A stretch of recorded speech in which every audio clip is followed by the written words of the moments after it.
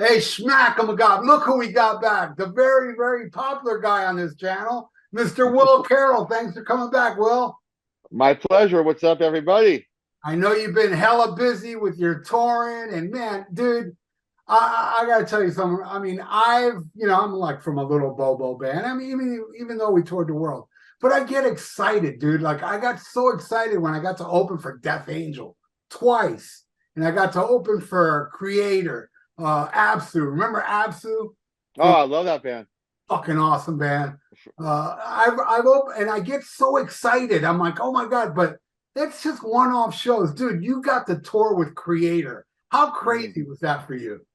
Oh, it's dream come true, man. They're one of my favorite bands. I have a creator tattoo for Christ's sake. So it was awesome. But we've already played a bunch of shows with Creator festivals, and we did a tour with them in Europe. It was Creator, Exodus, Death Angel. That's a good lineup too. Nice. Yeah. And that was like 10 years ago. And we really hit it off on that tour, and we've been friends ever since. Whenever Creator comes through town and plays San Francisco or Berkeley or wherever in the Bay Area, I'm there and I'm hanging out with those guys all night, and they're total bros. So it was great touring with them, man. Again, it was fucking awesome. Yeah. Everyone got along. Everyone got along. Awesome, man. And congratulations. You're now going to be headlining in Europe at the end of the year, right? Yeah, co-headlining with Sacred Reich. So we're going to be switching off every night who plays last. But yeah, it'll be awesome.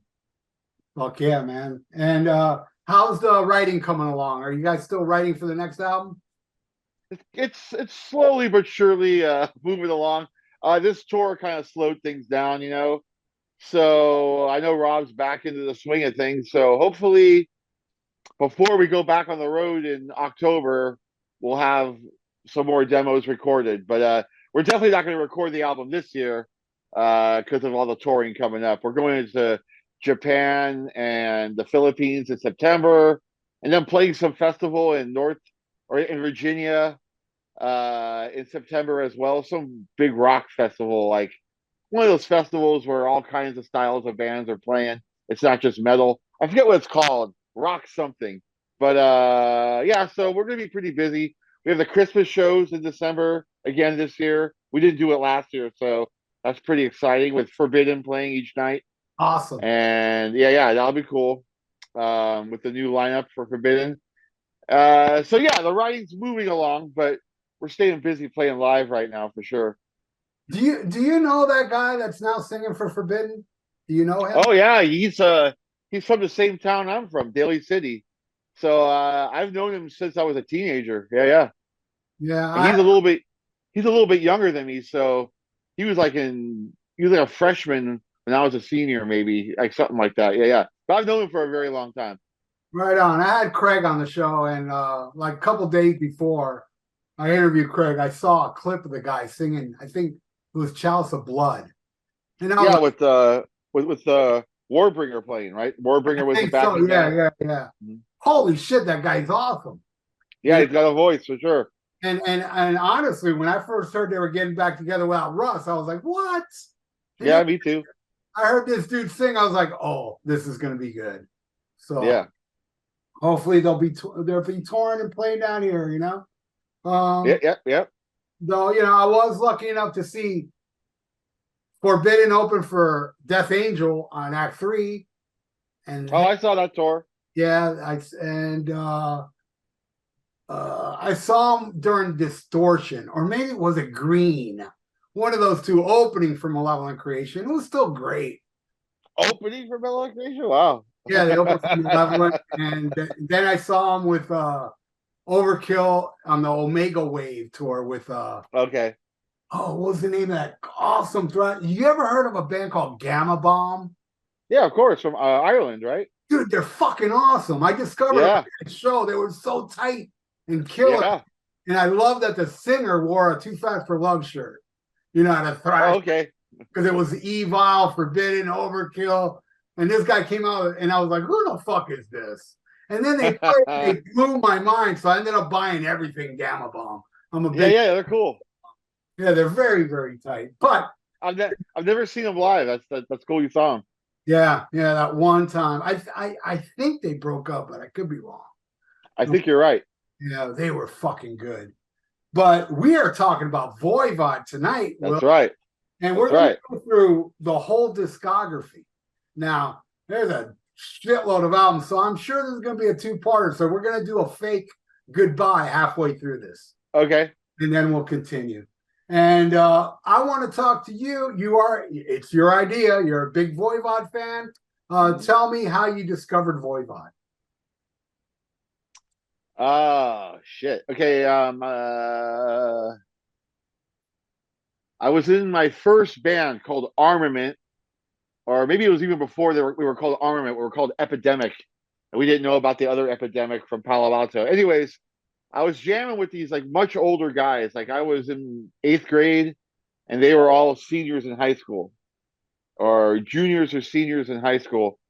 And I used to go over to this one dude's house, Carlos, and just trip off of all these heavy thrash bands that were beyond just the Slayer, Metallica, Megadeth, Anthrax, like more underground stuff. And he used to always talk about Voivod, and I thought the name was really cool, and I thought the artwork was cool, and I got the whole vibe that it was like sci-fi kind of theme, which I was on board. But I don't remember ever hearing him at his house. He just talked about him a lot. I just don't remember ever hearing the music that I would have remembered because it's so unique. So I knew the name for a while, and then I saw the Tribal Convictions video on Headbangers Ball, and that was a life-changing experience right there.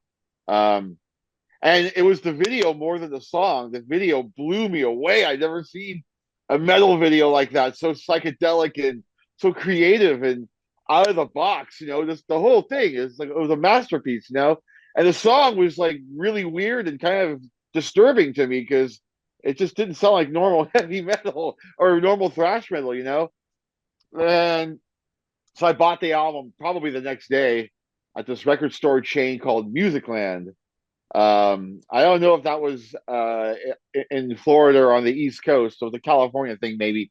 But I bought it there. I brought it home. Dementia Hatros. I thought the album cover was really odd, and I put it on, and so the song kicks in, and it's a weird kind of time signature. And I'm like, whoa, this is really fucking hard to follow. But little did I know there was a scratch on the record. So Oh, you already got a band like Voivod that's kind of jumping and skipping already with weird time signatures, and the record skipping too. I was like, fuck this, dude. I turned it off actually. Like halfway through Experiment, I was like, fuck this. This doesn't sound anything like the video. And then I finally went back to it and put on Tribal Convictions, and that song wasn't scratched. And I just continued the album from there. And it took I gotta be honest, it took 5 listens for me to really get it and take it in. And I realized that the first song Experiment only skipped for the first minute, and then the rest of the song was okay, and the rest of the album was okay. So that's how I discovered them, and within a month, they were my favorite band of all time. And then I no. went back and got Killing Technology, which is my favorite Voivod album. And then I went back and got the first two, which at first I didn't like those albums at all. I was like, oh man, this is too primitive and too rough around the edges. But I grew to love them as well. But I think Killing Technology Forward is the shit. Totally. Well, that's when they How come. about you? What's Oh, that? I discovered them like you. I saw that video, but I did not go out and buy the record. I liked it. I thought it was weird. And I'm not sure if my local record stores had it, or maybe I would have bought it. I don't remember. But then I saw the tour because Violence was opening, and I was a huge Violence fan at that time with the first album. Yeah. I just saw Violence like 3 months prior to that, open for Testament. And it was a show where I've been to the Button South a million times. And at this show, they weren't allowing moshing. And when Violence came on, it was crazy moshing, stage diving, all that shit. Went against all the rules. And then when Testament came out, it started again, and cops showed up. A full-blown riot. Chairs flying, paddy wagons coming. Me and my friend hauled ass, and we got out. So Testament only played 2 songs. They even threw Eric Peterson against the fucking amplifiers. Oh, really? Wow. So, you know, I was like, all right, I hope this time nothing bad happens at this violence show with Voivod. And it was very poorly attended. Not a lot of people. Really? And it was the Cameo Theater, which is a big hall, you know. Wow. And but they were awesome. It didn't matter, you know, it was poorly attended, but that made me go buy a Voivod album after I saw Mm. them play. I was like, dude, I need to get this shit's awesome. You know, it's just to me, and like you, I bought the album and I didn't quite get it. It took a few listens. But Yeah. live, that music live grabbed me, you know, the first time I saw them. Hmm. And but then finally, yeah, I got into it. But I did go back and yeah, what you were saying about the first two albums, I did get it real quick, but I think the first two albums, which I guess we should go into it, you know, Yeah, yeah, instead definitely. of the first one's called War and Pain. And in my impression, I think they haven't found themselves yet. It's kind of very straightforward for them, I think. Hmm. There's a straightforwardness to it, but I loved it. It was primitive, it was kind of thrashy, and I just thought it was a badass album, you know, and I just loved it, like Suck Your Bone, and the song Voivod's my favorite on there. And it's just a killer album. I love the title track. What did you feel about War and Pain? Well, yeah, like I said, when I first got it, same as you, like I was like, "Whoa, this is really stripped down Voivod," you know. But it's still weird, man. If you compare it to any other album that came out in 1984, Oh yeah, it's pretty fucking weird, man. But yeah, in Voivod terms, it's yeah like a Motorhead album or something, you know.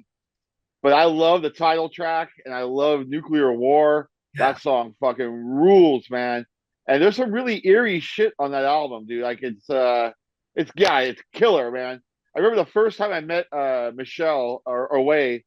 Um, this is like in the '90s, and I told him I wasn't really into the first two albums that much. After telling him that I love Killing Technology and Dementia Hatroth, Nothing Face, I love Angel, I love everything after Killing Technology. But when I told him I wasn't that into the first two albums, he seemed really offended. Oh really? Yeah, like and he's hella cool guy. Like he's always been cool to me, and we're friends now. But it seemed like he didn't want to talk so much after that. Like I wasn't a real Iron Gang member because I didn't like the first two albums that much. But I love them now, and yeah, I love the first album totally, man. It's rocking. How about Hey, Roy? cool. Roar, that's a hard sell, dude. That album is complete chaos, man. Complete fucking chaos. And it took me a long time to appreciate that record, man. And I wanted to love it because the album cover is so badass. The album title is so badass. I have to say the album lives up to the title. Like it's a lot of noise going on. But it's the most brutal album. And I think it's sick as fuck now. Like I love Ripping Headaches. I love Thrashing Rage. Fuck Off and Die is pretty cool. Yeah, dude, it's a ripping album. It starts off weird though. Korgo the Exterminator is a weird opening track for that album. I I I, I would think Thrashing Rage should have been the first song, but anyways, yeah, I dig it though. Horror, the last song on the album, great way to end the album. So yeah, it took decades for me to get into this album, but I love it now. It's killer. What do you think? Yeah, I love it too. Last time I saw him. I said this to you before we started. I saw Voivod last month, and they played Thrash and Rage, which is awesome. You know, Really? Wow. yeah, they actually played. I don't think I've ever seen them play that. They actually played. That's sick. Yeah, it was a sick show, man. It was awesome. And I told you, like Jason Newsted came out and did a few songs, but Hmm. I love it. Yes, it is chaotic, more chaotic than the first one, but I can Big time. I can kind of see the connection too with the, you know, kind of stripped downness. Though, yes, what you said about War and Pain, it's still weird as hell. But Yeah. I think later Voivod got a little more complex, you know? Do you know what the biggest difference between War and Pain and Roar is? It's double bass. There's no double bass on the first album. And Uh, all of a sudden, Roar is nothing but double bass. And he hasn't perfected it yet either. So it goes off the rails a little bit, and like it sounds like the double bass is going faster than his upper body sometimes, you know, like which adds to the total chaos of the album, you know. Yeah, but it is awesome. All right, the next one. You said Killing Technology is your favorite one? Yeah. Yeah. The opening track, man. The title track is such a killer tune, and Oh yeah. Revenant's Medicine.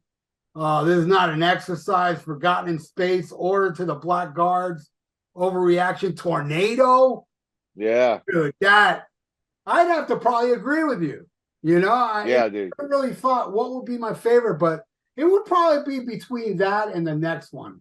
Dimension Hate Trust, I like a lot. Mm, But yeah, Killing Technologies, and that's where I feel like Voivod found their absolutely. their sound, and Absolutely. so amazing, such a kick-ass album. So why is it your favorite? Oh man, the production's perfect.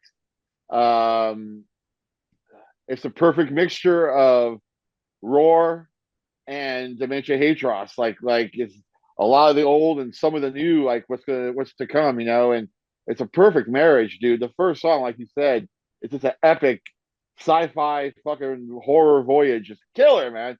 And Forgotten in Space is maybe my favorite Voivod song. Um, and dude, even like the bonus tracks, this is not an exercise and cockroaches, fucking killer. I had the cockroaches picture disc Oh, cool. like from back in the day. I came out back in the day. That's really cool. I also have the Thrashing Rage picture disc. Oh, no. That's fucking cool too, man. Yeah, I got a lot of Voivod vinyl, man. I guess it's right here. I can pull it out, but yeah, dude, Killing Technology, my favorite Voivod album cover. Um, and I just love the outer space vibe of the whole album, dude. So killer. Yeah, it is. It is awesome. And like I said, the very first time I saw him was Dimension Hatroth with Violence opening, Mm. and another. I think I don't know, man. This one I like a lot too. Techno erotic manipulators and cosmic drama, uh, psychic vacuum. That's another freaked out video Totally, dude. with tribal convictions as well. Experiment is awesome. Micro solution to mega problems they played when I saw them last month. They, Really, holy yeah, shit. they played that tune, and I think that's the one that Jason played on, actually. Wow. Yeah, and my Huh. God, what an album this one is. This one really.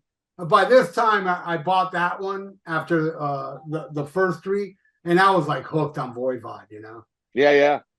And I love Chaos Mongers. That's my favorite song. What a crazy drum beat and weird riff for that middle section, dude. I used to practice that drum beat all fucking day in my garage. Like, what a weird fucking beat. And like my brothers would be like, "What the fuck kind of beat is that? What are you playing?" It's just Voivod, man. Yeah, man. I love the album, dude. It's in my top five for sure. For yeah, it's sure. definitely up there with me. And then Nothing Face, Wait, which and on that tour, I think it was Dementia Hatros. Oh, maybe it was Nothing Face. Yeah, I think on that tour they played with Violence here in the Bay Area. But Nothing Face, I they saw it. headlined over Faith No Soundgarden, More and Soundgarden. Yeah, yeah, yeah, yeah, yeah, Soundgarden, yeah. and Faith No More. That played down here, Summers on the Beach. Yeah, And yeah, okay. yeah, I definitely went to that one. And wow, that was a badass show. I don't remember seeing Faith No More though. I might have walked in late for that, but Okay. the I love the I know you're not a big Pink Floyd fan. I love their cover of Astronomy Domine. Oh yeah, dude. And the video. Holy shit. Pre What an pre incredible video. yeah, pre-ignition's awesome. The title track, Inner Combustion, Missing Sequences, X-Ray Mirrors. This has a lot of good stuff. Sub the Into fact, My Hypercube. That's a killer fucking yeah, tune. Into the Hypercube's my favorite off here, which they played that as well last month. Wow. Yeah, Wild. I gotta be honest though, I was a bit disappointed when this album came out at first. For a number of reasons. I didn't like the fact that he didn't use their logo on the cover. It's a completely different logo. It's cool looking, but it's not that Voivod machine looking logo with like the data pad on the D and like all the shit connected. I love that fucking logo.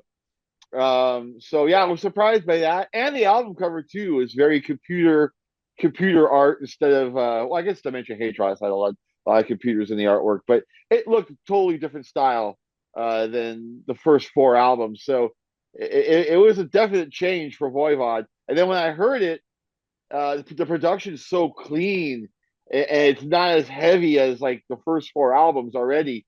It still has the speed and the double bass, and it's very intricate and technical, but it just didn't have that crunchy attack. So and everything was so separated and digital sounding and isolated.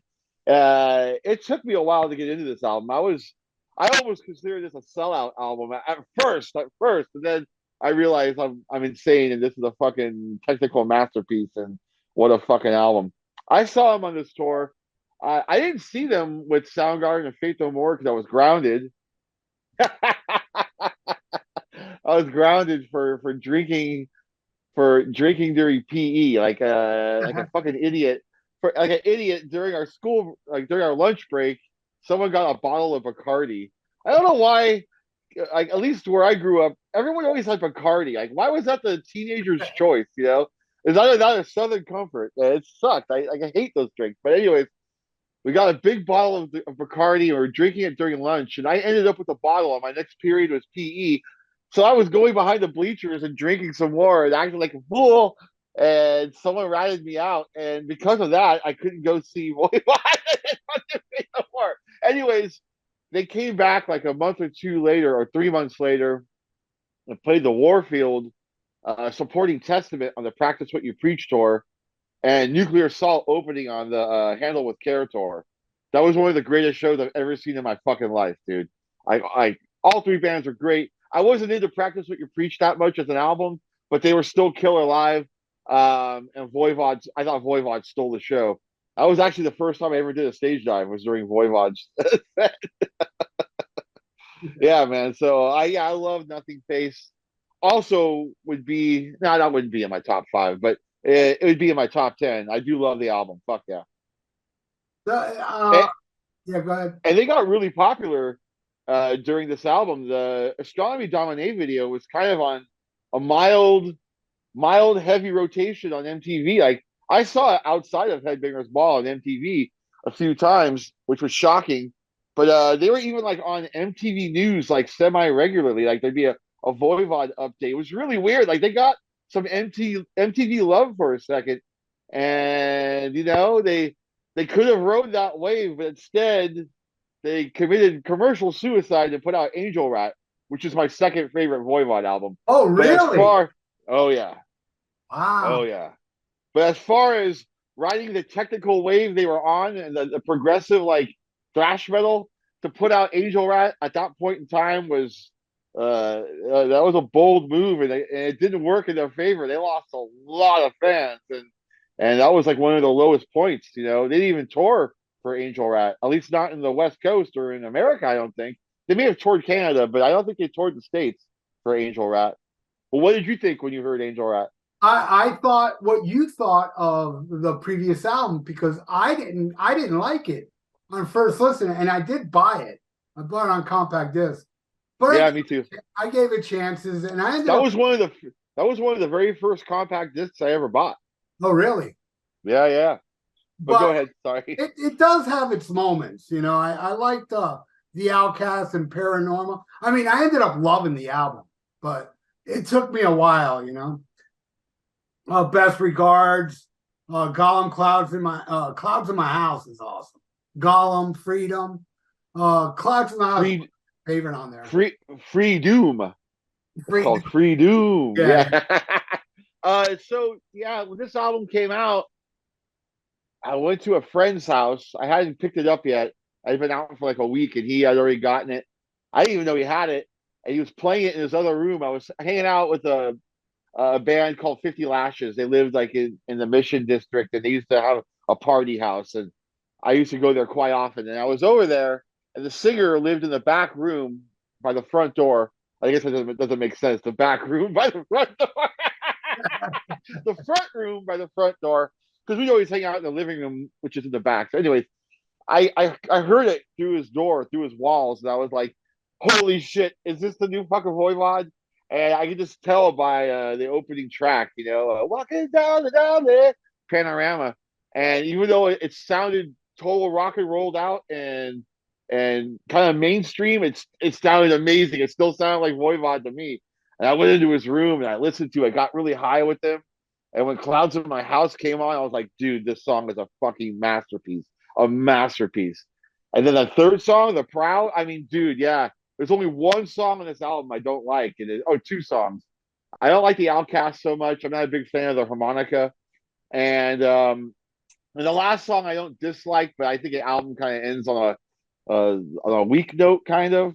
But other than that, I think the other 9 songs or however many songs are on the album are fucking amazing, dude. And I love the album cover. I like how almost every song is represented on the album cover, and the whole like folklore vibe of the album. It's like telling like different folklore tales and kind of a carnival vibe a little bit. And I love the production done by Terry Brown from Rush, or of Rush, I should say. And they didn't have a good experience working with him. I every time I try to talk to them about Terry Brown, they don't really want to talk about it. Actually, Angel Rat in general was a dark time for them, and they're not too fond of that album or that time period, and they don't really like the way the album turned out. The demos, have you ever heard the demos? There's a No, whole demo version of the album, and it's in order of the album. Plus, there's an extra song, which is more like a Dementia Hatros type of song. Really wild guitar parts, and it's really out of context with the rest of the album. I can see why they didn't include it. I forget what it's called, but it's a pretty wild song.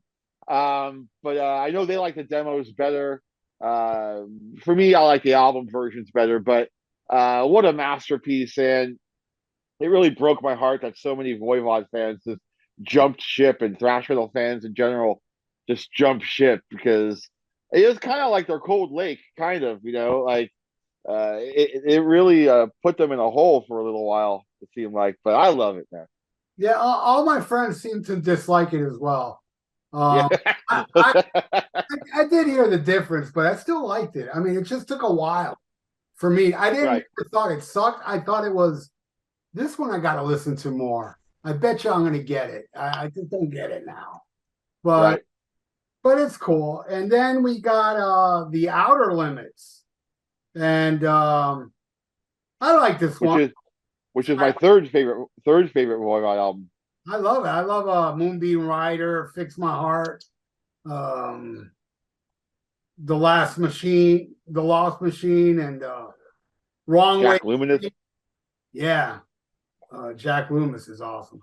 Uh, So, dude, Time Warp. I think it's an awesome album. when this album came out, I was fucking blown away by the production. First of all, I think it's the best production they've ever had on any album. Um, it just sounds like a big major label like production, even though it's not really on a major label. I think it's on MCA.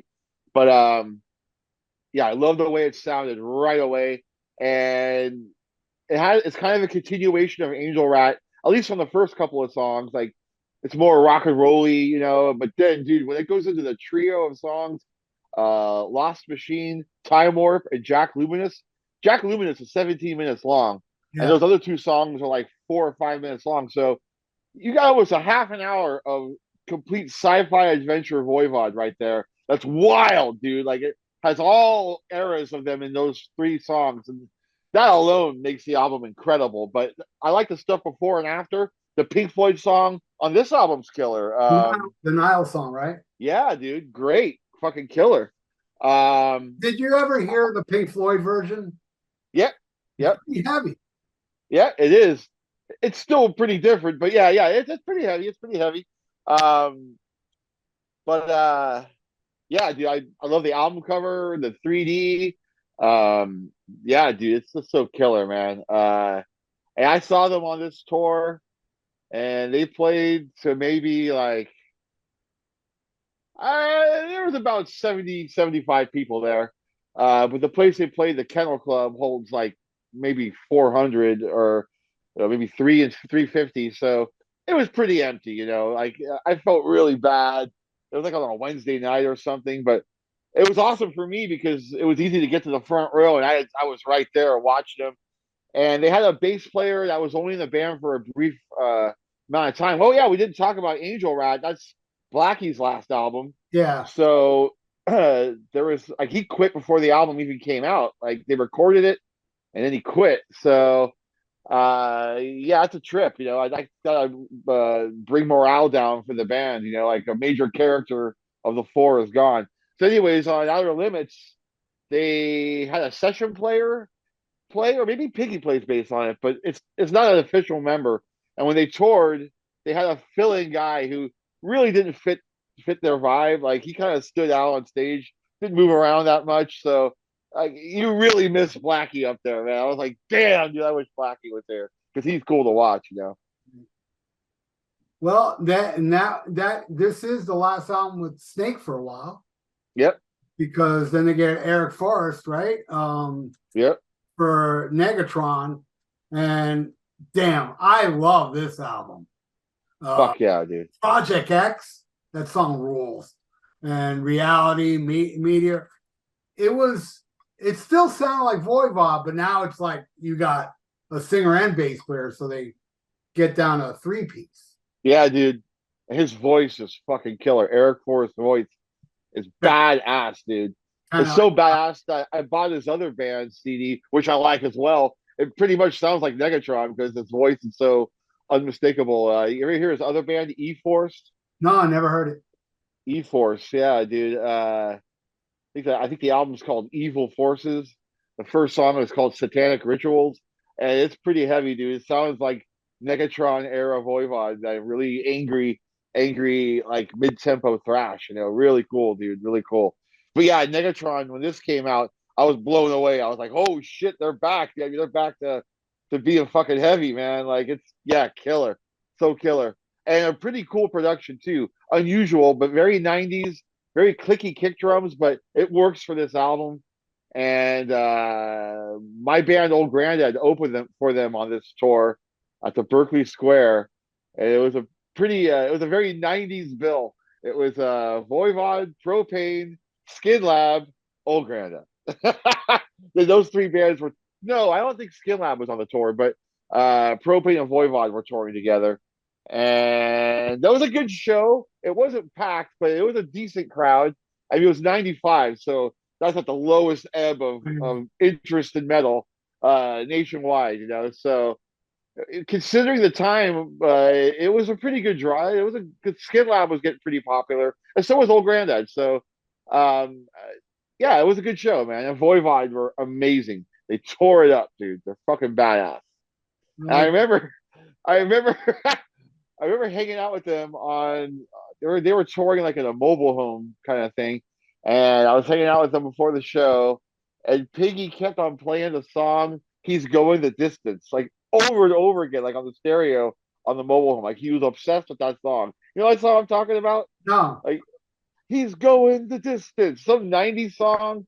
You don't know that song? It was a huge hit. Oh, I'm sure someone watching this knows what I'm talking Yeah, about. leave it in the comments below. What's the name of that band? He's going the distance. Da-da, da-da. He's going with speed.